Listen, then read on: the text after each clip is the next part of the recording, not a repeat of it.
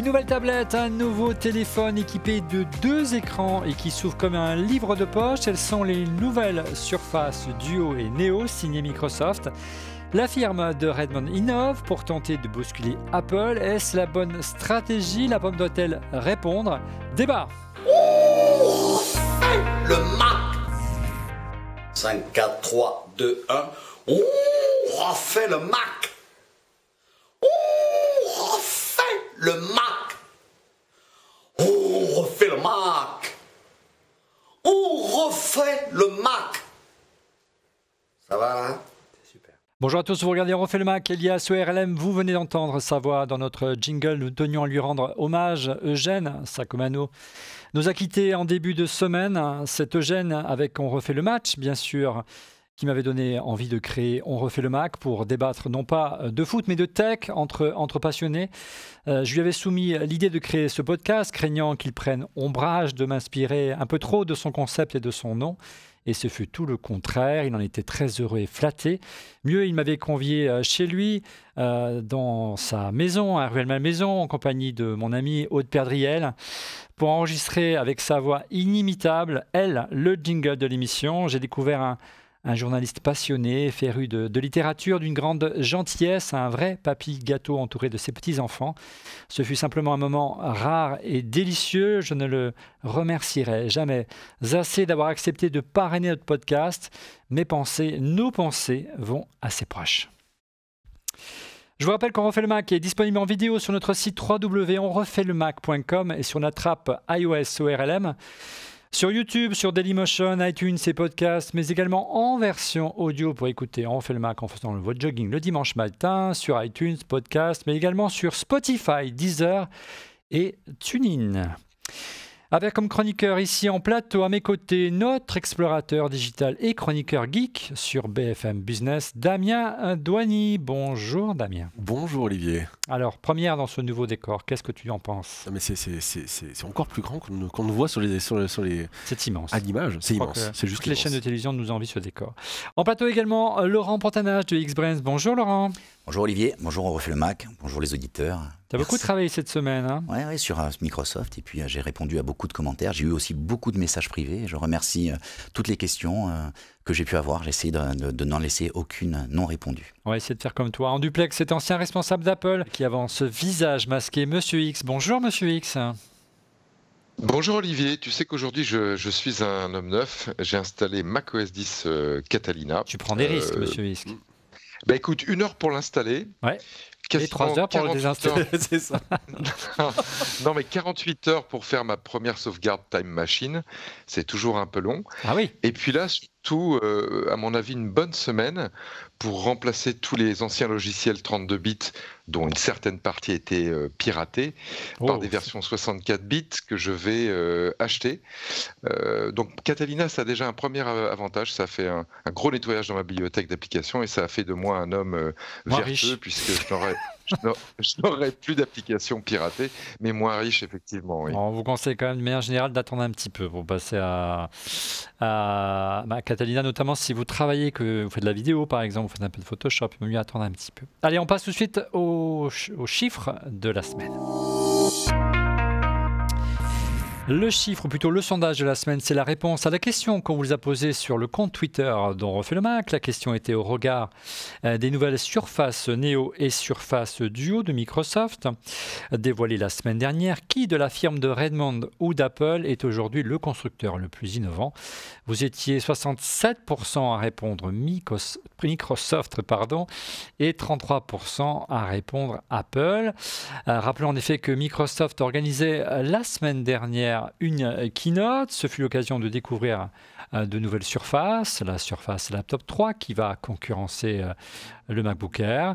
Les nouvelles surfaces qui vont affronter quant à elles l'iPad Pro et surprise en guise de One More Thing, 2 nouvelles familles de produits équipées de 2 écrans qui se déplient via une charnière, donc les Surface Duo et les Surface Neo, une tablette et un téléphone. C'est de vraies surprises. Alors, nous allons y revenir plus en détail, mais messieurs, est-ce que Microsoft, vous avez le sentiment que Microsoft innove plus qu'Apple aujourd'hui? On va peut-être commencer avec Damien. Très clairement, Microsoft m'a surpris. Mais très clairement. Parce qu'on va dire que d'abord, ils déroulent par rapport à leurs différentes gammes actuelles de surface, et je trouve qu'ils proposent des produits assez intéressants. Mais les deux écrans avec la petite charnière qui font penser d'ailleurs un peu au fameux laptop de Lenovo Yoga, ce principe-là de double écran plutôt bien fichu, je pense que c'est une très bonne idée de leur part. Je pense que c'est une étape intermédiaire par rapport à, quand on regarde le Samsung Fold, c'est une étape intermédiaire qui à mon avis est très maligne. Tu étais jusqu'en 2002-2003 un féru de Windows et du PC avant de basculer et de switcher sur le Mac. Voilà, qu'est-ce que tu as pensé des annonces de Microsoft? Alors, au-delà de l'annonce, donc tu as raison, hein, 2003 j'ai basculé grâce à mon ami Pierre qui m'a dit il faut que tu essayes, tu vas voir, c'est génial, et j'ai adoré, hein, j'ai découvert l'univers Apple que j'avais connu avec l'Apple IIe avant. Ça ne rajeunit pas, dis donc. Non, ça ne rajeunit pas, mais là c'était vraiment utilisable, et en fait je suis tombé amoureux de Mac OS X, hein, donc, mais c'est le sujet, on en reparlera juste après. Alors, je ne suis pas certain, je suis toujours embêté sur la dimension innovation. Est-ce que dans l'univers Microsoft, ce qu'ils ont annoncé, c'était novateur et nouveau? Je trouve que oui. Je trouve que franchement, il y a plein d'annonces nouvelles. Après, on a l'impression qu'on ne juge pas Apple et Microsoft de la même manière. Quand Microsoft sort quelque chose d'un peu différent, on est tellement habitué à ce que Microsoft soit classique que dès qu'ils sortent quelque chose moins classique, on dit waouh, c'est une super innovation. Ils sont quand même super enchaînés ces dernières années. Oui. La Surface Studio notamment, il y a beaucoup d'utilisateurs d'iMac qui en rêveraient. Donc, je vais faire la même réponse. Je prends la défense de Microsoft. Mais qu'est-ce qui m'arrive?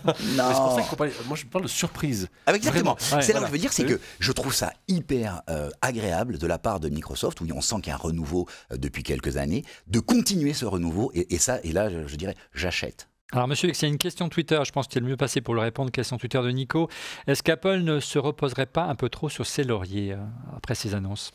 On a souvent cette question, et la vraie réponse, c'est on ne sait pas, puisque les roadmaps produits chez Apple sont secrètes, là où Microsoft, on parle de la Surface Neo et Duo notamment, a annoncé des produits qui ne sortiront que dans 1 an. Donc Microsoft, plus classiquement, nous donne de la visibilité.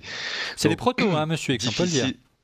C'est des prototypes. Ouais, absolument, mais ils nous donnent de la visibilité. Donc c'est difficile de comparer des stratégies d'innovation quand Microsoft nous donne beaucoup d'éléments et Apple assez peu.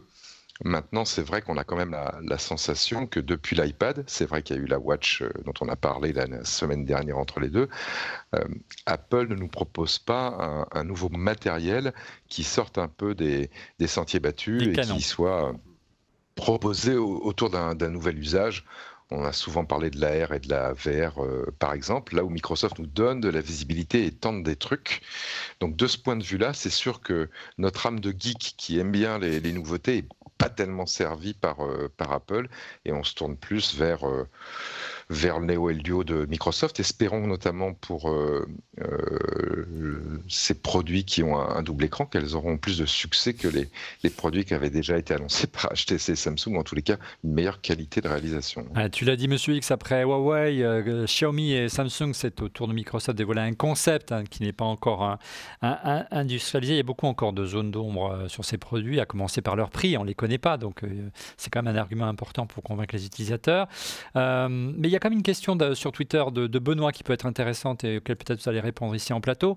Apple pourrait-il, ou pourrait-elle, puisque c'est la pomme, aussi annoncer ses produits 1 an à l'avance, comme vient de le faire Microsoft avec Surface Duo, et ce serait un formidable moyen d'éviter les leaks, en effet. La dernière fois où ils l'ont fait, ça s'appelle le AirPower, donc on va dire que peut-être que ça les a un peu échaudés. Ouais, alors, on en a déjà parlé dans une émission précédente. Ouais. Moi, je pense qu'en fait, c'est une stratégie hyper bien orchestrée, y compris de la part d'Apple, y compris quand il y a des leaks du style « on a trouvé un téléphone dans un bar ». Donc, en fait, il faut quand même se rappeler que l'équivalent en campagne pub, lors de la sortie de l'iPhone, tout le monde en a tellement parlé que ça valait 500 millions de dollars gratuits. C'est-à-dire que je pense qu'il y a effectivement historiquement le culte du secret, mais je pense qu'aujourd'hui c'est divinement bien orchestré, et quand bien même les annonces tombent, ça veut dire qu'avant une keynote, à la fois qu'il n'y a pas de déception parce que ce qui arrive, tu as l'impression de savoir ce que c'est, et à l'inverse, tout le monde en a parlé, tout le monde sait que l'iPhone est sorti, que l'iPhone 11 pour cette génération est sorti, que tel modèle est sorti, parce que ça a été tellement annoncé dans le mois et demi qui précède. En ce moment, c'est trop. Peut-être, mais je pense que c'est orchestré. Oui, mais ce qui veut dire aussi qu'il n'y a pas forcément de surprise. Non. C'est-à-dire qu'on sait qu'il va y avoir un nouvel iPhone, super, il a 3 optiques, 4, on n'en sait rien. Ouais, il n'y a plus de surprise, il n'y a plus d'effet. On sait qu'il y en aura 3. Ok, la question, c'est on regarde pour confirmer ça et avoir des éléments spécifique sur la lentille, par exemple. Oui, ce que dit Mister X est très intéressant, c'est aujourd'hui, il n'y a pas de nouvel usage. Ouais, quand l'iPad est arrivé, c'était quelque chose de nouveau. Quand la montre est arrivée, c'est quelque chose de nouveau. Aujourd'hui, il n'y a pas de nouveau terrain de jeu. Là où Microsoft, malgré des gamelles et des gamelles et des gamelles sur la dimension de téléphone, continue à se battre et dire on va revenir, on va y aller. Ah oui, et le public Microsoft, Microsoft est hyper content. Monsieur X, on vous a pas entendu vous exprimer sur l'annonce en elle-même de Microsoft et les produits qui ont été dévoilés. L'effet waouh est au rendez-vous, on est d'accord? Complètement, hein, notamment avec les deux produits qu'on vient d'évoquer, le Neo et le Duo. Mais après, moi, ce qui m'intéresse au moins autant, c'est leur nouvelle variation de la gamme Surface, la Pro 7, la Pro 10 et le Surface Laptop 3. Ils continuent, comme le disait Laurent, à se battre. Leur division matérielle a failli mourir il y a quelques années. Ils n'ont pas pris le virage du mobile. Et ils continuent à investir un peu à fond perdu, parce que ce n'est pas un très grand chiffre d'affaires à leur échelle, ce n'est pas beaucoup de bénéfices. Mais ils ont compris qu'un de leurs avenirs devait passer par le matériel, en plus d'être d'une vitrine, et ils tentent ce retour qui a été évoqué sur la plateforme mobile, qui à mon avis est critique. Donc c'est hyper intéressant de voir cette entreprise américaine, et ces entreprises, on a plus l'habitude de les voir couper des activités qui ne sont pas rentables. C'est le cas chez Microsoft, la division matérielle n'est pas vraiment rentable. Ils continuent, ils s'obstinent, mais c'est une bonne obstination, et on est vraiment gâté, des très bons produits, là, les surfaces qu'on connaissait déjà pour l'entreprise. Et moi, j'en commence à en voir au boulot, alors que je vois toujours pas vraiment d'iPad au boulot. Et puis un peu de rêve avec le Neo et le Duo. Moi, je dirais c'est une keynote parfaite dont certains feraient bien de s'inspirer. Ouais. En tout cas, une chose est sûre, on ne peut plus prétendre que Microsoft s'inspire ou copie Apple. Hein. Tu avais quelques chiffres à nous donner concernant l'investissement de Microsoft. Oui, tout à fait. Alors, Laurent. Avant la répartition du chiffre, ce qui est très très intéressant, c'est que Microsoft est resté très constant sur la durée, en pourcentage même d'ailleurs, en valeur, sur les investissements de R&D. C'est-à-dire que Apple... R&D, donc recherche et développement. Recherche et développement. Donc, ce qui est souvent, on a souvent tendance à dire que quand on investit 1 euro aujourd'hui, ça donnera quelques dizaines, centaines ou milliers d'euros un peu plus tard, puisque entre la recherche. Donc, là où Apple a beaucoup augmenté au cours des 10 dernières années, ses dépenses, ils ont quasiment doublé leurs dépenses. Microsoft est resté constant, mais de façon plus logique. Ce qui est intéressant aussi, et je vais rebondir sur ce que vient de dire Mister X, c'est finalement la part du chiffre, la répartition du chiffre d'affaires chez Apple. On a à peu près la moitié du chiffre d'affaires, c'est l'iPhone. Alors on sait que ça va descendre dans les semaines, mois à venir. Ensuite, on a 10% sur les Mac, 10% sur les iPads, 10% sur les accessoires, c'est un peu le fourre-tout, c'est les stores, les autres produits. Et on a 21% les services, c'est ce qu'on pourrait appeler le logiciel. On va dire, allez, c'est le cœur du business, du réacteur de Microsoft. Et c'est l'inverse, exactement. Chez Microsoft, la répartition est opposée. C'est-à-dire qu'il y a 3 grandes familles. Il y a la famille productivité, qui est la famille Office, avec 30% du chiffre d'affaires, dans lequel il y a bien évidemment tout ce qui est Office et LinkedIn. Il y a ensuite le cloud, c'est à nouveau 30% du chiffre d'affaires. Et ensuite, il y a une partie qui est ce qu'ils appellent... Personal computing, donc les ordinateurs dans lesquels on a à la fois Windows OEM, Windows vendu, les surfaces, donc le hardware qui est une toute petite partie, et puis tout ce qui est le jeu avec Xbox et tout ça. Et donc du coup, la partie hardware, c'est une petite partie d'un tiers. Et concrètement, pour répondre à la question, est-ce que Microsoft innove plus qu'Apple aujourd'hui? Est-ce que la part, l'investissement, la somme allouée à la recherche et développement est plus importante aujourd'hui chez Microsoft ou chez Apple? Je vais donner 4 chiffres. Ouais. En 2012, le pourcentage de revenus, Apple investissait 2,2% de ses ventes dans la R&D, Microsoft investissait 14% de ses ventes dans la R&D. En 2018, Apple est passé de 2,2 à 5,1, Microsoft est passé de 14 à 14. Ouais, il est resté stable. Ils sont restés quoi. Mais donc, le chiffre d'Apple en 10 ans a explosé. Tout à fait. Loin d'être le cas de Microsoft. Voilà. En tout cas, moi, ce que je retiendrai, c'est plus que l'innovation. Tu le disais tout à l'heure, Damien. Microsoft est apte à créer la surprise. Panos Panay, qui est le chef de la division en Surface, a beaucoup insisté sur le fait que son téléphone n'avait pas été leaké, contrairement à l'iPhone. Et c'est vrai que c'est important de pouvoir créer la surprise. Mais bon, quand il n'y a pas de chaîne de production en Chine qui produit à des millions d'exemplaires, c'est plus facile de garder le secret, c'est sûr. Allez, on va revenir sur les annonces de Microsoft. On va donc comparer avec ce que propose Microsoft face à Apple. Et aujourd'hui, on commence par l'annonce surprise de cette keynote, le retour annoncé de Microsoft sur le marché du smartphone. Surface Pro, l'avenir du smartphone après le désastre, on peut dire le mot, Windows Phone et le rachat qui n'a pas forcément réussi de Nokia. Microsoft revient donc sur le marché du smartphone avec donc un étonnant téléphone, la Surface ou le Surface Neo, équipé de 2 écrans. La philosophie est bien différente cette fois-ci, Damien, que le Galaxy Fold de Samsung. Oui, alors c'est très différent, c'est donc c'est comme un livre finalement qu'on ouvre avec 2 écrans qui vont se synchroniser ou pas. On a aussi la même chose avec le Neo. Moi je trouve ça plutôt sympa. Ouais. Et surtout la grosse surprise c'est que c'est du Android dessus. Ouais. Et ce qui est très amusant c'est que c'est du Android qui ne reprend pas, qui ne singe pas l'ancien OS de Windows Phone qui moi je trouve à l'époque était très différenciant. Moi je le trouvais pas mal. Mais on retrouve l'esprit Windows. Donc l'esprit Windows qui est une surcouche, l'esprit Windows avec du Android en dessous, c'est assez intéressant de voir cet angle qui est en train de prendre Microsoft. Ouais, on va y revenir juste dans un instant d'Android, mais pour rester sur le form factor et sur le design, donc c'est un choix différent. Il y a 2 écrans et pas un écran pliable. 2 écrans, ce n'est pas un écran pliable, ils ont fait le choix, la différence dans Samsung. On sait qu'il y a beaucoup de soucis chez Samsung. Chez Samsung oui, au bout de 120, alors il faut les faire, mais au bout de 120 000 ouvertures et fermetures, ça lâche. Voilà, ça a été testé cette semaine. A priori là c'est une bonne vieille charnière. Là c'est une bonne vieille charnière des familles qui fonctionne bien. Ce qui, à mon avis, est assez malin en termes d'évolution, on va dire de roadmap, en termes d'innovation et d'évolution sur ce produit-là. C'est plus malin d'aujourd'hui de faire ça. Donc on retrouve finalement la logique des ordinateurs portables, une charnière qui s'ouvre. Là où c'est assez malin, c'est que ça ressemble à un petit livre. Et je trouve ça très très malin, surtout qu'en plus, on peut entièrement retourner les 2 écrans. 180, et donc, 360 degrés. À ce moment-là, avoir des usages encore différents. Et puis ça rappelle, Laurent, Damien, un concept qu'avait sorti avait travaillé dessus en 2010 déjà à Microsoft, c'était le Microsoft Courrier. 2010, c'est l'année de sortie de l'iPad et Steve Ballmer avait dit niet. Et donc ils ont raté le cycle. Ils ont raté le cycle. Ah, c'est intéressant de se dire qu'on peut rater un cycle et puis y revenir après sans se dire que le fait de l'avoir complètement raté nous a banni à vie sur ce sujet.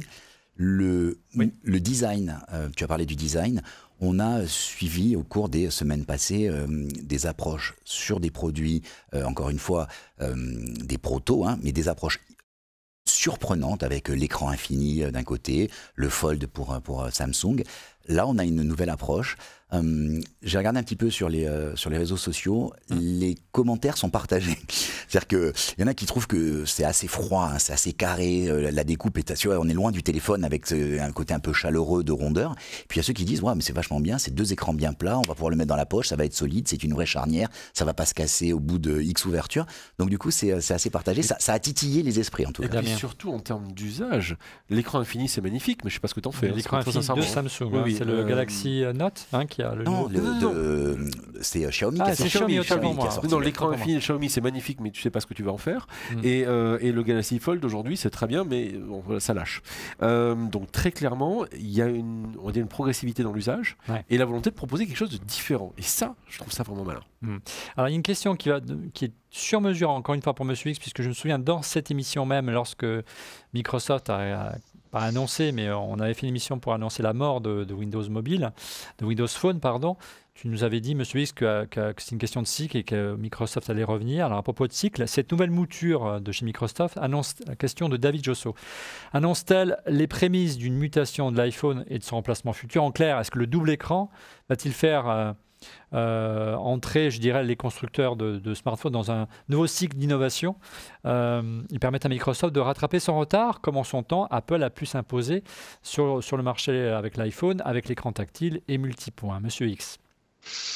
Allez, je vais faire une prédiction pour me ridiculiser. C'est un peu le temps-plein de la tech, monsieur. Sur les meilleurs. Damien en a fait une il y a quelques années, magique. Absolument. Exact. Je ne crois pas du tout à ce double écran. Alors peut-être que c'est un problème perso que je ne me projette pas avec, mais il y a l'usage quand même smartphone. Où on bouge, on est en mobilité, et là un seul écran est utile, et même un seul écran est le max qu'on peut gérer. Puis après, il y a des fois, on a, c'est vrai, avec son smartphone, besoin de un peu plus de surface d'écran. Ouais, absolument. Alors, ce double écran, qu'il soit en version pliable ou pliable mais fiable, comme le disait Damien avec le Microsoft Duo, est-ce que ça va être la solution? Il y a quelques années, j'aurais dit peut-être. Aujourd'hui, je dis non parce que je pense que les gens qui ont besoin d'un peu plus de surface, leur solution, elle viendra du logiciel. Je m'explique, sur une tablette comme l'iPad, ça doit être vrai aussi sur les surfaces, que je connais moins bien, on a ce qu'on appelle avec les applications aujourd'hui une split view, c'est-à-dire une double vue. On peut très très bien avoir, par exemple, un logiciel comme Microsoft Excel où on bosse, et puis à droite, une session Skype qui est lancée pour correspondre avec quelqu'un. Donc ce besoin d'avoir 2 applications, de pouvoir jouer avec, voire 3, aujourd'hui il y a des réponses logicielles sur des écrans comme les Surface classiques ou les iPads qui vont satisfaire les gens qui ont besoin de ça, pas besoin d'un ersatz de téléphone à des écrans. Et pour les gens qui ont un usage classique du smartphone aujourd'hui, un seul écran ça suffit parce que on n'a pas besoin de plus dans les tâches qu'on fait, y compris pour regarder de la vidéo. Donc, 2 ans après leur premier essai, je crois moins à cet usage. Je pense que ça finira comme la 3D au niveau de la télé. On en parlera une fois à Noël et on passera à autre chose. Ouais, reste qu'un iPad, il ne tient pas dans la poche, monsieur X, mais passons. Laurent. Il ne faut pas oublier, hein, tout à l'heure je rappelais les chiffres, 1/3 des ventes de Microsoft, c'est ce qu'ils appellent la productivité. Donc c'est le monde professionnel, c'est Office et associés. L'approche de Microsoft, c'est on fait un outil de productivité. Ouais. Donc c'est vous avez un téléphone avec un écran, et si vous avez à un moment donné en mobilité besoin d'un écran plus grand, cette ouverture vous permet de le faire. Donc dans la philosophie Microsoft, je trouve que ça a beaucoup de sens. Ouais. Alors en clair, pour vraiment détailler ce qu'on a en main, donc on a 2 écrans de 5,6 pouces qui sont reliés par des charnières, tu disais Damien. Ouais, c'est bluffant quand même. Encore une fois, moi j'adorerais avoir ça dans ma poche, très honnêtement, Damien. Alors oui, maintenant je me dis que peut-être que Microsoft teste quelque chose. Il tente un truc. De toutes les manières, pour déjà avoir une part de voix aujourd'hui dans le marché du mobile, il faut surprendre. Donc ils se sont dit, on va prendre cette direction-là. Je dirais même quasiment qu'en fait, peut-être, ils ont développé d'abord le Neo, donc en gros la tablette, on va dire, double écran, et ensuite ils se sont dit, on va faire une version petite, parce qu'en plus, il faut qu'on aille sur le smartphone, il faut qu'on revienne, et il faut qu'on marque les esprits. D'ailleurs, c'est un concept, donc il n'est pas encore prêt, il sortira quand il sortira. Donc je suis assez d'accord avec ce que dit Monsieur X sur l'aspect, est-ce qu'il y aura un usage ou pas. Je suis peut-être un peu plus circonspect sur la notion de tablette, mais ils montrent une famille cohérente, et ils se disent, nous au moins, on tente un truc, et on le voit d'ailleurs, tout le monde en parle. En tout cas, moi, il m'a surpris par sa extrême finesse, hein, ce produit. Hein. Alors, on a des chiffres qui ont été donnés par Microsoft, 4,8 mm. Alors, je ne sais pas si c'est ouvert ou fermé. En tout cas, c'est presque 2 fois moins qu'un iPhone. Hein. C'est 8,1 mm d'épaisseur, l'iPhone 11 Pro Max que j'ai à côté de moi. Et puis, on l'a dit en début d'émission, il y a beaucoup de zones d'ombre. On ne sait pas si le produit... on ne connaît pas le prix, on ne connaît pas si le produit sera 4G, 5G ou autre. Et puis surtout, ce qui a beaucoup étonné les observateurs, c'est qu'il n'y aurait qu'un seul objectif à ce jour. Et quand on voit la débauche d'énergie des constructeurs de téléphones pour parler de ça, à savoir le triple capteur photo qu'il y a aujourd'hui sur un iPhone, on peut s'étonner que Microsoft en reste là, Damien. Alors oui, c'est vrai que, mais à nouveau, je le répète, c'est un concept. Moi, pour avoir travaillé en R&D il y a quelques années de cela, des concepts, on en présentait justement, ils n'étaient absolument pas aboutis, mais le but du jeu, c'est aussi de faire un effet waouh. C'est-à-dire, regardez, on est sur le coup. Vous savez, c'est comme les belles vidéos qu'on fait un peu projectives sur ce sera quoi la 5G, ce sera quoi les usages de ceci, cela. Ben, c'est un peu la même chose. L'idée, c'est de marquer les esprits et le produit est vraiment pas fini. Ou comme un concept car, c'est la même chose. On va reprendre des idées. Effectivement, il n'y a pas d'objectif. Donc, ce qui me fait dire qu'il y a encore du boulot. Et peut-être aussi un autre élément, c'est que c'est peut-être pas forcément le seul sur quoi va vouloir se différencier Microsoft. À nouveau, je reviens à ce que dit Laurent. C'est plus des outils de productivité. Est-ce qu'on a vraiment besoin d'un appareil photo ? L'impression c'est freudien, que Microsoft privilégie des marchés de niche, alors qu'ils pensaient très global dans le passé. On a une inversion un petit peu d'épaule. Hein. Aujourd'hui, ils visent plutôt des marchés de niche que faisait avant Apple avec les graphistes et les vidéastes, souvenez-vous, avec le Mac. Alors qu'Apple pense un peu trop global aujourd'hui. Nous y reviendrons en fin d'émission. Question de Xavier Locher sur Twitter. J'avais adoré Windows Phone, je le préférais même à iOS, mais j'ai été obligé d'abandonner à cause du manque d'intérêt des développeurs pour la plateforme, qui entraînait un vide applicatif contraignant. Hein, c'est ce qui a tué Windows Phone. Comment va s'y prendre cette fois Microsoft pour ne pas avoir le même souci sur ce nouveau format? Tu le disais, ou plutôt Damien l'a dit tout à l'heure, ils ont choisi Android. Alors ça, c'est quand même la méga surprise, quoi. D'abord, ça enterre définitivement Windows sur mobile, mais surtout, ça ne va pas faire tourner des apps Windows. Ouais. Alors, quand on écoute aujourd'hui quand on écoute aujourd'hui les responsables de Microsoft, ils ont tendance à dire aujourd'hui, on est devenu indépendant de. Ils sont agnostiques. Et depuis que Richard Stallman, qui est quand même le pape du logiciel libre, est venu chez Microsoft faire une conférence, je pense que tout peut arriver. Il peut neiger en été. Donc très clairement. Et donc, ce qui veut dire qu'aujourd'hui, oui, Microsoft a une vraie position de dire nous, on est agnostique, on a du Linux, on travaille avec différentes plateformes, on s'en fiche. Après, ils n'ont peut-être pas le choix non plus, parce qu'ils ne vont pas redévelopper un logiciel. On l'a bien vu lorsque Google a enlevé la licence Android à Huawei. Ça veut dire que toutes les applications version Surface aujourd'hui, donc on va parler à l'instant du Surface Neo qui est la tablette et de la Surface Pro qui est la Surface sur puce Intel, les applications ne tourneront pas sur le téléphone. Donc il va falloir redévelopper les applications pour Android ou disposer des applications Android existantes et les adapter au double écran. Waouh, on comprend qu'ils aient sorti le produit presque un an à l'avance. Ouais, il valait mieux même. Il valait mieux. Pour moi, la difficulté vient pas de là. Il y a un élément encore plus perturbateur, c'est que si on prend le line-up qui a été annoncé, qui est assez beau, hein, avec plusieurs produits, il tourne sur des technologies hardware différentes, hein, on en parlera un petit peu après, mais il tourne grosso modo sur des technologies logicielles différentes. Et je me dis, mince, Microsoft a fait de super belles annonces et on en parle depuis le début, on a tous été surpris, donc à l'unanimité. Et je me dis, est-ce qu'ils ne sont pas en train de se prendre les pieds dans le tapis en ayant voulu couvrir une espèce de scope global et d'avoir du mal à se dire à un moment donné. Le commentaire du Tweetos était intéressant. Moi qui suis plus fan de Microsoft et des techno Microsoft, j'avais adoré Windows Phone. Je trouve que c'était pour le coup élégant. C'est c'était très bien. hyper original, quoi. Tu vois, avec ce flat, ces couleurs et tout ça, c'était atypique. Là, je pense qu'ils auront du mal à recommencer la même erreur. Donc finalement, je suis d'accord avec toi, Android, c'est un choix qui a presque du sens. Maintenant, attention au scope. Comment tu fais entre tous tes produits pour que ça tourne? Les premières surfaces avaient cette approche dual. L'univers applicatif, c'est très important. Passer d'une plateforme à l'autre, tu l'as vécu, toi, monsieur Wiss, quand tu étais chez Apple, du temps de la puce Intel et de la puce PowerPC. Est-ce que tu crois comme ça qu'on pourra passer d'Android à Windows, Windows sous puce ARM, Windows sur puce Intel? Parce que vous allez le voir juste après le busomètre, on va en parler dans un instant, que la tablette Neo, hein, la nouvelle tablette de chez Microsoft, elle tourne sur puce ARM, mais sous un Windows plus classique, pas sous Android. Monsieur X.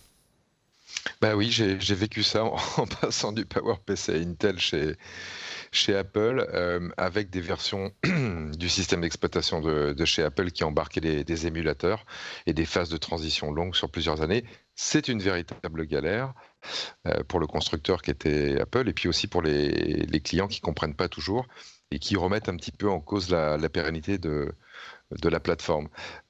Moi, dans les annonces de Microsoft, il y a effectivement, vous l'avez dit, cette chose qui m'étonne beaucoup et pour laquelle je n'ai pas de réponse, c'est qu'est-ce que vient faire Android là-dedans?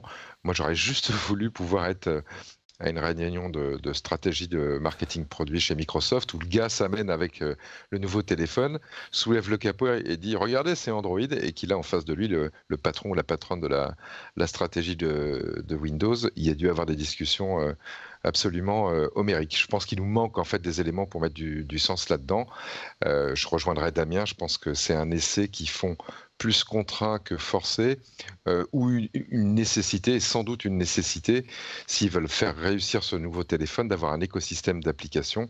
Et là, en lançant un signal fort qui est Android, ils font un appel à la communauté de développeurs pour qu'elle puisse longtemps en avance développer des applis spécifiques pour leurs nouveaux produits. Et puis ils vont voir ensuite si ça marche, qu'est-ce qu'ils vont en faire. Mais ils vont quand même avoir des nœuds au cerveau à expliquer à leurs clients que un de leurs futurs ou un des futurs sur lequel ils se projettent, c'est une base Android, au moment même où ils ont un programme Surface pour entreprise avec du Windows extrêmement important qui est au cœur de leur stratégie commerciale. Merci monsieur X, je crois que tu dois nous quitter. Eh ben, écoute, malheureusement, oui, parce que moi aussi je vais faire de la stratégie à mon petit niveau. Et le devoir m'appelle. Merci pour cette émission qui est passionnante. Et puis, si Microsoft nous écoute, continuez comme ça. On se régale avec vos annonces. Et quand on est passionné de techno, ces nouveaux produits, c'est juste du miel. Merci encore. Merci, monsieur X. À la semaine prochaine. Allez, on passe tout de suite au busomètre. Le busomètre, les rumeurs qui ont le plus buzzé et les infos qui ont le plus buzzé autour de la planète Apple. En l'absence de Didier Policoni cette semaine, c'est moi qui m'y colle. Première rumeur, regardez, des AirPods intra-auriculaires. L'icône est apparue dans la dernière bêta d'iOS 13.2. On parle même d'une version avec réduction de bruit. Ça tombe bien, c'est d'actualité puisque Microsoft, lors de cette keynote, a présenté de son côté ses propres oreillettes intra-auriculaires. Ce sont les Earbuds, 24 heures d'autonomie. Super légère, un design un petit peu original, avec ce large disque à l'extérieur tactile et une fonction qui permet de dicter un texte. J'ai lu dans Office, ils peuvent également servir de traducteur en temps réel. On essaiera, ça coûte $249. Et de télécommande pour PowerPoint. Oui, indispensable. On est dans l'univers Microsoft. Deuxième rumeur, l'iPhone SE2, je ne sais pas si on peut encore l'appeler comme ça, qui serait disponible au premier trimestre 2020. Elle revient beaucoup, cette rumeur, ces dernières semaines. Plus qu'un nouveau design, ce serait en fait un iPhone 8 modernisé. C'est en tout cas l'avis de Ming-Chi Kuo, qui est le grand évangéliste ou le grand prédicateur d'Apple en ce moment. Donc un iPhone 8 avec les composants en gros d'un iPhone 10 ou d'un iPhone 11 à suivre. Troisième rumeur. Et là, on espère qu'Apple va répondre à Microsoft. Un Apple Event en octobre. On attend pas mal de nouveautés, ça se précise de plus en plus. Bien sûr, un nouveau MacBook Pro dont on annonce une diagonale de 16 pouces. On a un nouveau iPad Pro qui devrait peut-être répondre aux annonces de Microsoft cette semaine. Et moi, j'espère peut-être un nouvel Apple TV. J'y tiens, j'en veux un nouvel Apple TV. On sera en tout cas en direct sur On refait le Mac pour couvrir l'événement. Quatrième rumeur, c'est pas une rumeur, c'est une info. Selon les Échos, qui a accordé une interview lors de sa venue la semaine dernière. Apple n'a pas l'intention de créer sa monnaie, contrairement par exemple à Facebook, voilà qui nous rassure.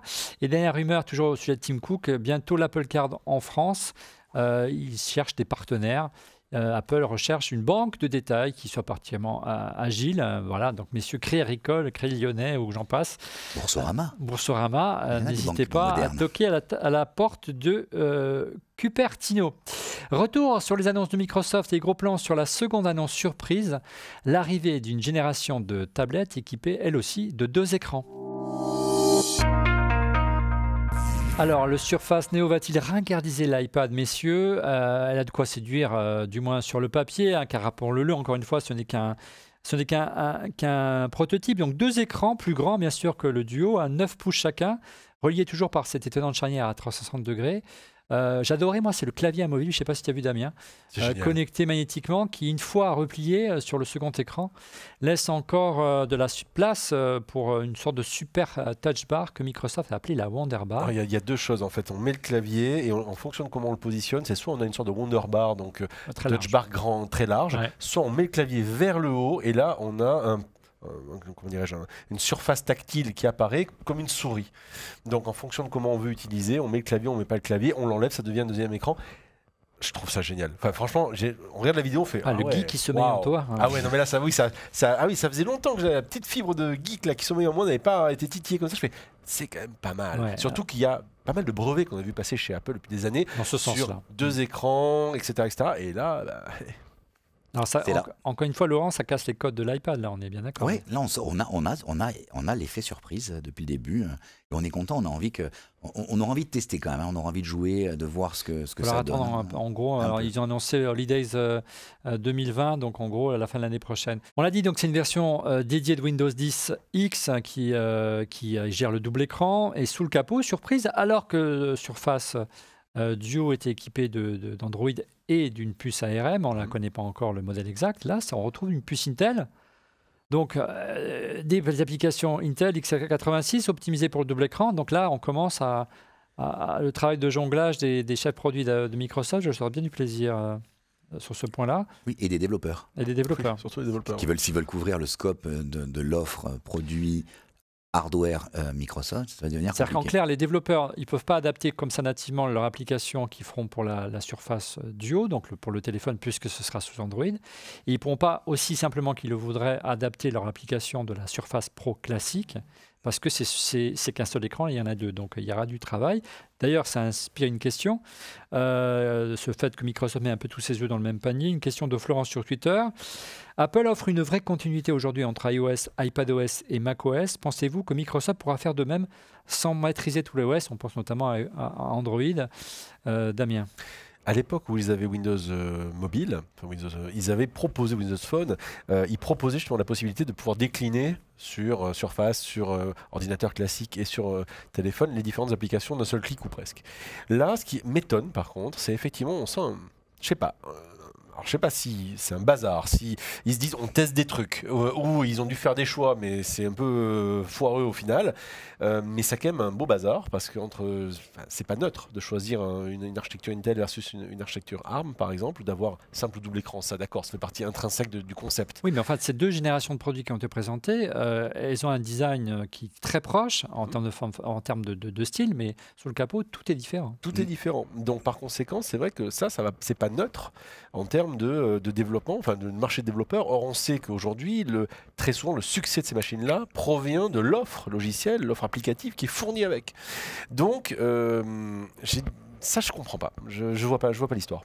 Ce qui inspire plus qu'une réaction, plus qu'une question, une réaction sur Twitter de Gelfand, innovant Microsoft probablement, mais avec les critères actuels, est-il vraiment cohérent? C'est vrai que Laurent, l'enjeu pour Microsoft, c'est parvenir à proposer encore une fois un environnement homogène. Et là, il va falloir jongler entre différentes plateformes, différents systèmes, différentes applications qui ne sont pas forcément disponibles sur chaque plateforme.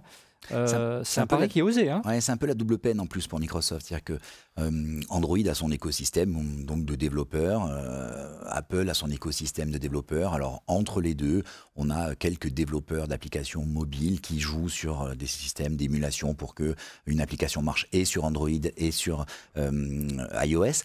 Là, c'est un pari où tout est à réinventer, tout est à inventer même, j'ai presque envie de dire, parce que ça veut dire que pour gagner, c'est quand même la plateforme de nombreux développeurs, hein, Windows à la base. Oui, donc ils viennent de là, mais là ils arrivent avec à la fois des nouveautés et pas de cohérence derrière pour essayer de rafler la mise en disant waouh.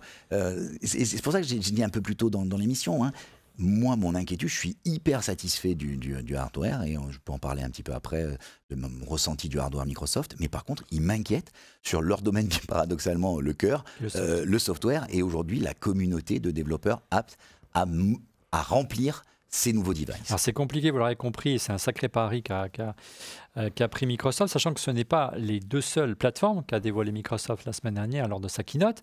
Une troisième est également apparue, c'est la Surface Pro 10. Surface Pro 10 sous ARM, un vrai camouflet pour Intel. Donc ils ont présenté une nouvelle Microsoft Surface qui tourne sur une puce ARM et non plus une puce Intel. Donc encore un jonglage entre les puces. Il y a toujours les Surface Pro classiques. Ils ont même présenté un concurrent de la Surface, de l'iPad Pro qui est la Surface Pro 7, qui est toute la dernière génération. Donc là on retrouve l'écosystème classique, hein, c'est la 6e génération de la tablette concurrente de l'iPad Pro, hein, qui tourne sous Windows 10 et sous puce Intel, avec son écran de 12,9 pouces. Donc on est vraiment dans la concurrence directe de l'iPad, au moins d'un iPad 12,9. Mais au-delà, l'iPad, la version Pro 10, X, pardon, pas X, 10 c'est chez Apple, elle fait le pari d'une puce sous ARM, une puce maison, développé par Microsoft en collaboration avec Qualcomm. Ça nous rappelle une autre stratégie, celle d'Apple. Et là, encore une fois, on jongle d'une plateforme à l'autre. Moi, j'ai un peu la tête qui tourne. Là. Ouais, paradoxalement, c'est peut-être le seul coup de génie en termes de développement pour moi. C'est-à-dire qu'en fait, ils se disent, bon, on ne sait pas de quel côté va balancer notre cœur, donc on teste. Mais au milieu, on pourrait peut-être se dire que ce qui fait la force aujourd'hui d'Apple, c'est de maîtriser leur propre puce. Commençons avec Qualcomm à développer une puce qui serait une puce entre guillemets Microsoft et peut-être que de trouver une voie, d'ouvrir une nouvelle brèche, une voie, ça a presque plus de sens ça que le mélange précédemment évoqué. Donc c'est peut-être le coup de génie, il est peut-être là. Hein. Ouais, en tout cas, Damien, c'est un camouflet pour Intel. Là, encore une fois, le fait qu'Intel choisisse de développer sa propre puce. C'est un clair camouflet. Après, la question, c'est peut-être est-ce que Intel pouvait proposer aussi une offre qui était intéressante pour Microsoft. On le voit, Intel n'arrive pas forcément sur certains éléments, notamment dissipation de chaleur ou autre, il y a des choses de performance, il n'arrive pas forcément à faire ce que fait par exemple Apple aujourd'hui avec ses différentes puces. Ce qui est très amusant quand même à regarder, c'est SQ1, là, ils l'ont appelé comme ça. C'est ça, ils l'ont appelé SQ1. Le truc amusant, c'est que quand vous regardez les bandes annonces, on va dire des différents produits, je les ai regardés, quand il y a une puce Intel, mais ils la mettent en énorme à l'écran. On voit bien, il y a le logo Intel, et ils la mettent vraiment plusieurs secondes à l'écran. Donc par conséquent, ils disent, en gros, c'est comme un message dire, vous voyez, il n'y a rien qui change, hein, on est toujours sur de l'Intel, rassurez-vous, braves gens, tout va bien, ne vous inquiétez pas. Donc ils le mettent vraiment, vraiment en avant. Hein. Et à côté de ça, ils testent des choses comme ça. Et je rejoins Laurent sur le fait de dire que c'est hyper intéressant de se dire qu'ils développent leur propre puce, parce que ça, c'est pas neutre, du tout. Oui, c'est la stratégie d'Apple. Pour revenir sur Intel, c'est quand même l'ADN. Hein. C'est quand même, encore une fois, Microsoft, il faut leur reconnaître. Il y a Office et on défend Office. Alors maintenant, il y a un peu la migration qui a été faite pour le cloud et on se rend compte que le cloud arrive à faire 30% du chiffre. Mais avant, c'était tout ce qui peut faire qu'on défend Office, quitte à sortir des fonctionnalités en plus. Là, c'est la même chose. C'est-à-dire qu'Intel, c'est dans l'ADN.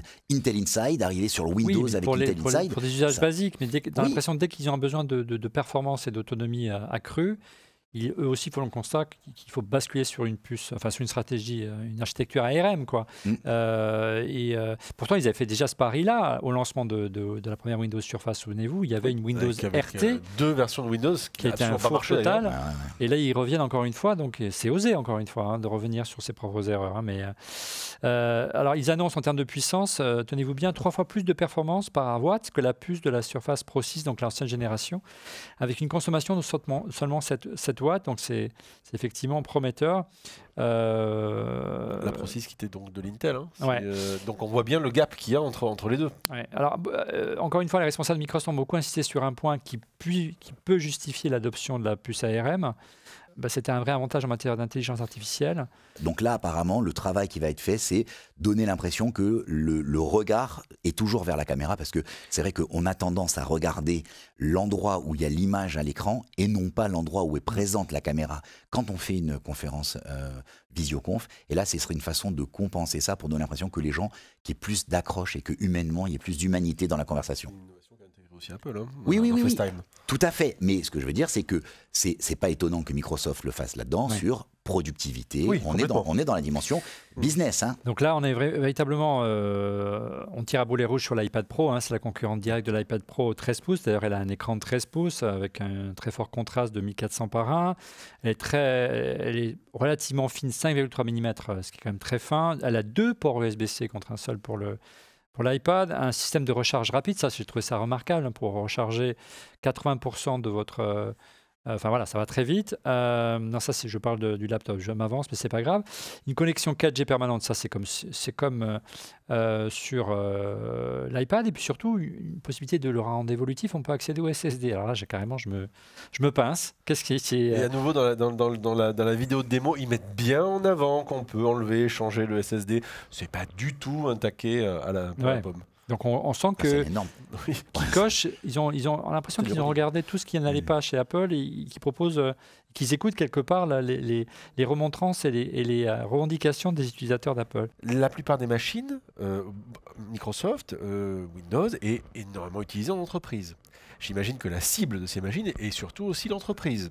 Donc moi, je suis responsable IT et j'ai un parc de machines et j'ai pas envie de les changer régulièrement. Et je me dis, je peux l'ouvrir, je peux changer l'élément clé pour l'utilisateur qui est le. Oui, on verra bien. Mais ça laisse quand même. Oui, mais ça laisse quand même cette porte ouverte qui laisse tomber un argument qui très souvent peut être opposé par les DSI en disant ah oui, mais attendez, mon parc il ne sera pas évolutif.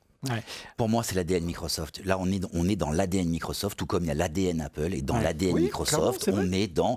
Je vais faire un parallèle. Quand on regarde aujourd'hui Excel, qu'on pose la question, les utilisateurs utilisent moins de 5% des fonctionnalités d'Excel, moins de 4% des fonctionnalités de Word. Sauf qu'à chaque fois qu'ils ont voulu retirer une fonctionnalité, en fait, il y a toujours quelqu'un qui dit « mais moi, ça, je l'utilise ». Donc, en fait, c'est une longue traîne. Il y a très peu de gens qui utilisent tous les mêmes fonctionnalités. Mais par contre, ensuite, sur la partie des autres fonctionnalités, tout le monde les utilise. Et Microsoft n'a jamais été capable de retirer une fonctionnalité. Là où Apple avait été courageux avec Page et Keynote. Et donc, pour moi, là, on est dans l'ADN Microsoft. Et chez Microsoft, on écoute ce que dit, on est capable de changer la batterie, on l'a mis, mais on n'y croit pas. Alors, contrairement aux Surface Duo et aux Surface Neo, on connaît la disponibilité de ce produit. Il sera disponible d'ici la fin du mois de novembre, le 19 novembre. Donc on en reparlera dans cette émission, bien sûr. On le fera un face-à-face avec l'iPad Pro. Et plus qu'un face-à-face, vraiment, il est vraiment positionné face à l'iPad Pro parce que c'est le même prix, 1149 € de la version 13 pouces, qui amène une question de Sanlux sur Twitter. La tarification de Microsoft n'est-elle pas trop haute pour renier les parts de marché à Apple? Est-ce qu'en clair... voilà, quitte à dépenser de l'argent, autant prendre un Apple que Microsoft, c'est ce que je sous-entends. Je crois. Alors, Il y a deux questions en une dans ce que tu dis. La première, c'est que je pense que les gens qui sont du monde Windows restent quand même beaucoup dans le monde Windows. Et inversement. Et inversement. Mais du coup, moi, j'ai plein de gens autour de moi qui me disent, qui me voient toujours avec mon Mac, mon iPhone, me disent il faudrait que je fasse l'effort, mais qui n'y vont pas. Donc, tu vois, finalement, il y a un côté rassurant. Hein, c'est un peu comme son meilleur pyjama ou Windows, on l'a toujours eu, c'est toujours là, donc on ne change pas. Les entreprises demeurent quand même massivement, je ne parle pas des startups, mais les grands groupes demeurent massivement Windows, avec des parcs, avec la gestion du parc, avec les vacances à Marrakech, pardon. Donc, reste massivement dans une... Les vacances à Marrakech, des directeurs informatiques, parce qu'ils sont restés, d'accord, ça fonctionne toujours. C'est un séminaire de travail. Messieurs les directeurs informatiques, si vous nous regardez. Non, mais ça a toujours fonctionné comme ça, donc du coup... Je pensais qu'ils allaient plus loin, ils payaient mieux que ça. De toute façon, c'est pas Microsoft d'ailleurs, c'est les sociétés qui équipent les SS2I, c'est plutôt ça. Messieurs les SS2I. Okay. Et donc du coup, non, mais ce que je veux dire, c'est qu'il y a cette dimension rassurante. Donc du coup, dans ta question, est-ce que non, il y a le fait qu'aujourd'hui les entreprises maîtrisent, elles ont l'impression de ne pas comprendre, même s'il est démontré partout que le TCO, le coût de possession d'un Mac est plus faible que celui d'un PC, avec tous les problèmes. Donc du coup, c'est la démonstration que c'est pas une question économique. C'est la force de l'habitude. Oui. Donc ça, c'est la première chose. La deuxième chose, c'est le coût, et c'est là où on risque d'avoir un problème Microsoft, c'est qu'ils deviennent concurrents de leur propre écouleur de stock. C'est-à-dire qu'en fait, on a bien compris, dans la répartition, il y a Office, de l'autre côté, il y a Windows, y compris en OEM. Et donc, en fait, aujourd'hui, le concurrent, je ne suis pas certain que ce soit Apple en premier lieu. Je pense que ça va être Acer, Asus, Hewlett-Packard, Lenovo, avec leur ordinateur, parce que du coup, là, le combat, il va se jouer là. Oui, c'est vrai. Alors, un mot quand même sur la Surface Pro 7, qui était l'évolution logique de la gamme Surface Pro, qui est vendue beaucoup moins cher, à partir de 899 €. Elle sera disponible à la fin du mois d'octobre. Concrètement, tu as eu l'occasion d'essayer la gamme Surface depuis plusieurs années maintenant. Elle arrive à maturité aujourd'hui. C'est un des plus bels outils professionnels que j'ai eu entre les mains. Ce pied qui pivote, qui est largement modifiable à souhait. Le clavier qui était un des premiers claviers fins avec des vraies touches. C'était léger, c'était ergonomique, c'était le stylet avec la gomme. Donc j'ai adoré la Surface Pro. Je trouve que la gamme Surface est une un peu chère, mais super gamme de PC. Mon problème, c'est Windows. C'est-à-dire, non, mais donc ce que j'ai fait, j'ai essayé d'installer macOS sur ma Surface en me disant, et donc en fait, Surface. Exactement. Oui, je l'ai fait. Je suis pas le seul à vouloir avoir un Macintosh tactile. Non, mais c'est la démonstration que faut pas être dogmatique. Aujourd'hui, je préfère, et encore aujourd'hui, je préfère la Surface à mon MacBook. Je préférais avoir une Surface avec macOS qui tourne dessus que mon MacBook Pro qui me procure rien. Il n'est pas tactile. Tu veux un Mac tactile. Je veux un Mac tactile, je veux un Mac léger, je veux un Mac que c'est une tablette, c'est hybride, on peut tout faire. J'ai adoré. Le défaut, c'est que l'écran ne fonctionnait pas, le tactile de l'écran ne fonctionnait pas et le réseau ne fonctionnait pas. Donc du coup, il n'y avait pas les drivers. J'ai pas pu aller plus loin que ça. Un Macintosh avec un Microsoft Surface. Mais concrètement, de même qu'on a dit, est-ce que les smartphones ou les tablettes à double écran, n'est-ce pas l'avenir de ce marché-là? Est-ce que demain l'avenir, c'est pas aussi de faire basculer les ordinateurs personnels vers du tactile et au-delà vers de la puce ARM? C'est ce que tente aujourd'hui Microsoft avec cette Surface Pro X. Est-ce que le Mac ARM que la rumeur annonce depuis des années, ce n'est pas un signe avant-coureur que Apple sera contraint de s'y mettre, Laurent? C'est hyper intéressant parce que le passage de PowerPC à Intel a été, et Monsieur X le disait tout à l'heure, il disait « je l'ai vécu de l'intérieur avec toutes les contraintes, c'est-à-dire les émulateurs, la difficulté ». Apple l'a déjà fait une fois. Moi, personnellement, aujourd'hui, avec le recul, j'adorais l'univers PowerPC. C'était un univers où la puissance était relativement lente. C'était ce qui a poussé à passer à Intel. Il n'empêche que j'ai eu la Mac qui a tenu 9 mois sans jamais rebooter. Même les mises à jour d'OS ne faisaient pas rebooter le Mac. Donc on avait un environnement qui était d'une stabilité à toute épreuve. Le passage à Intel, aujourd'hui, on est revenu comme Microsoft, dès qu'on fait l'installation d'un logiciel comme Windows, tu dois redémarrer tout le temps. Peut-être que finalement ARM est aujourd'hui la voie. Tu m'as posé tout à l'heure une question à laquelle j'ai donné une demi-réponse, je m'en excuse. Sur l'IA, tu m'as posé 2 questions. Est-ce qu'aujourd'hui Intel a raté l'IA avec le fait qu'il y ait et j'ai répondu pour Apple. Je reviens là-dessus. C'est vrai qu'aujourd'hui, quand tu penses IA en plus, tu penses à Nvidia beaucoup plus qu'à Intel. Donc du coup, aujourd'hui, la bascule vers ARM est possiblement envisageable, y compris sur Apple, et je ne serais pas étonné ça serait une surprise. Damien, t'es moins content. Non, je ne suis pas d'accord avec ce que tu dis, parce qu'en fait, il faut se replacer à l'époque très rapidement.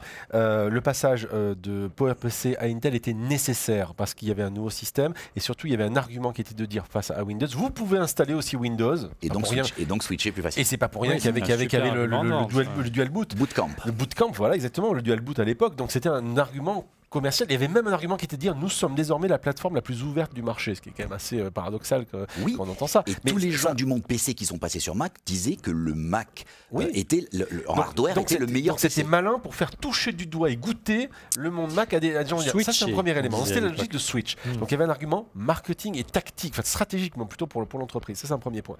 Maintenant ARM est quand même en termes de structure on va dire de structure de logiciel, pas de logiciel mais de hardware. Plus adapté aux appareils nomades en termes de puissance. Donc il est inéluctable consommation, en termes de consommation et de puissance, le rapport entre consommation, puissance et chaleur dégagée.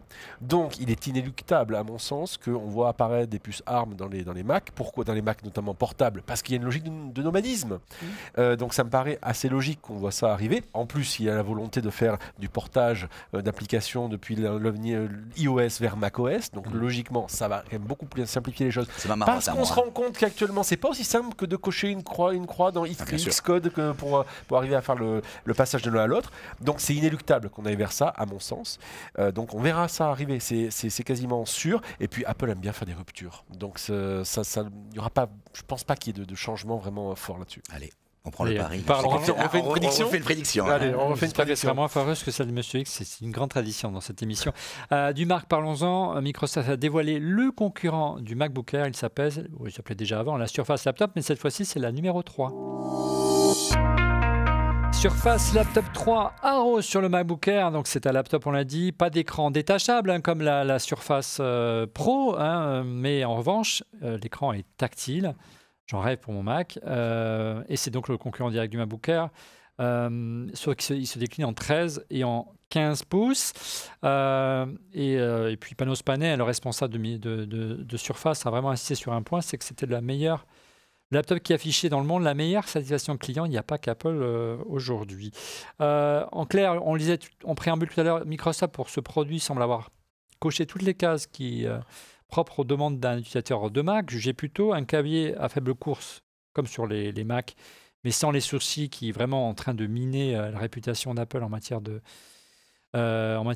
MacBook Pro en ce moment, parce qu'il y a beaucoup de retours. Ils adoptent maintenant des matières plus nobles, comme de l'aluminium, comme le Mac.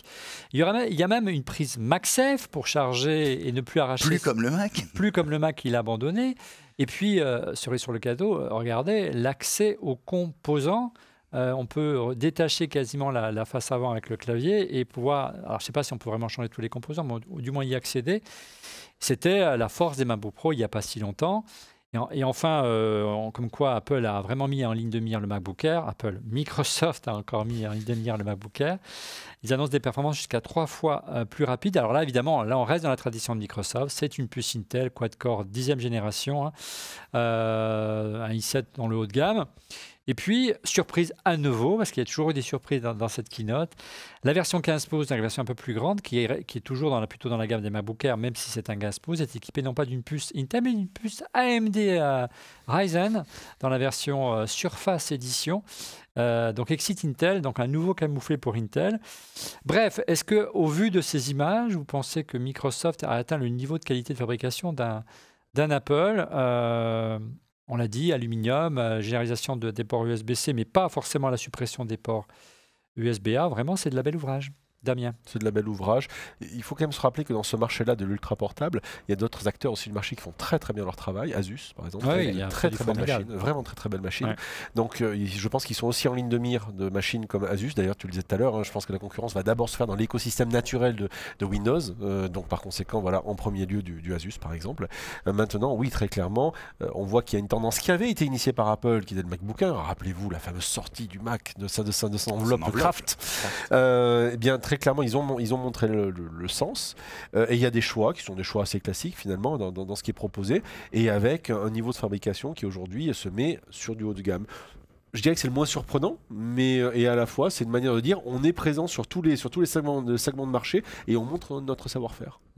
La Surface Laptop 3 13 pouces sera facturée donc 1149 € en 128 Go. Donc autant de ce côté-là, ils sont aussi radins qu'Apple. Alors je note qu'on gueule quand c'est Apple 128 Go, mais là, ils font pareil. Hein, donc, voilà. Et donc en version 128 Go, il sera 1149 € en 13 pouces, 1349 en 15 pouces, disponibilité le 22 octobre, c'est en face, regardez, le MacBook Air a facturé 1249 €, c'est 100 € de plus, mais il n'y a pas la touche bar et il n'y a pas d'écran tactile. Et c'est un rêve, Laurent, l'écran tactile. Voilà, à mon avis, je crois qu'on peut rêver encore. Aujourd'hui, j'ai un MacBook Pro et un iPad Pro, et pour une raison, c'est que j'ai des applications qui ne tournent pas sur mon iPad Pro, sinon j'aurais que mon iPad Pro, et je me surprends sur mon MacBook Pro à faire des gestes que je fais sur l'iPad. Donc je me dis... Moi, mon sentiment là-dessus, c'est que ça viendra un jour, lorsque véritablement ils auront rapproché les deux gammes. Mais aujourd'hui, ils veulent encore arriver à les différencier. Et donc je pense que tu as vraiment là-dessus. Je vous le disais en préambule tout à l'heure, on a l'impression finalement, pour conclure sur toutes ces annonces qu'a fait Microsoft, que Microsoft cible plutôt plein de petites niches quelque part, répond aux attentes profondes de certains utilisateurs et think moins global qu'à Microsoft qui était plutôt sa marque de fabrique à l'origine. C'est normal, c'est pas, comme disait Laurent tout à l'heure, c'est pas un fabricant de hardware. La ligne hardware est ridicule par rapport aux autres revenus. Donc ils peuvent, à la limite, j'ai envie de dire, tester plein de trucs. Allons-y, soyons fous, on se fait plaisir, on teste des micro-niches. Là, surtout, on n'est pas trop en frontal avec nos partenaires à qui on fournit du Windows, par exemple. On va pas aller se taper un HP, un Asus ou un Lenovo. On va essayer quand même de ménager la chèvre et le chou. Donc il faut être différent.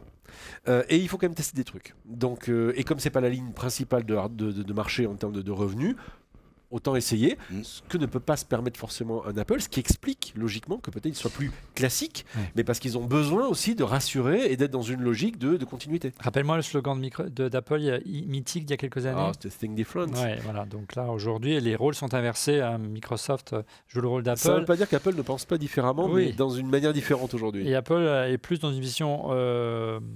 de suiveur, de leader, comme l'a été Microsoft en son temps, ce qui amène une réaction sévère de Dark Linux sur Twitter. Microsoft, Redmond se bouge, ne se complaît pas dans son miroir, se bat, bien fait pour Tim Cook et sa vision à la IBM. Bon, c'est sévère, mais c'est dit. Voilà, on espère des nouveautés, de l'audace et des surprises lors de la prochaine keynote d'Apple. Et un MacBook Pro 16 pouces et de nouveaux iPad Pro équipés du même module tri-caméra que l'iPhone, on l'espère. Très prochainement, lors d'un prochain Apple Event, nous couvrirons l'événement bien entendu en direct. Lors de cette émission, on passe tout de suite à vos coups de cœur. Les coups de cœur, on commence tout de suite avec Damien. J'avais envie de vous parler d'un casque que j'ai acheté il y a quelques temps, qui est le Nuraphone. J'en parle parce qu'en fait, c'est la grande mode aujourd'hui on va dire de tous les wearables sonores. Donc, ils vont sortir une nouvelle gamme de cet appareil-là, qui est une version wearable du Nuraphone qui s'appellera le Nuraloop. Dans tous les cas de figure, il y a un point commun entre les deux appareils qui est spécifique à cette gamme et que j'aime beaucoup.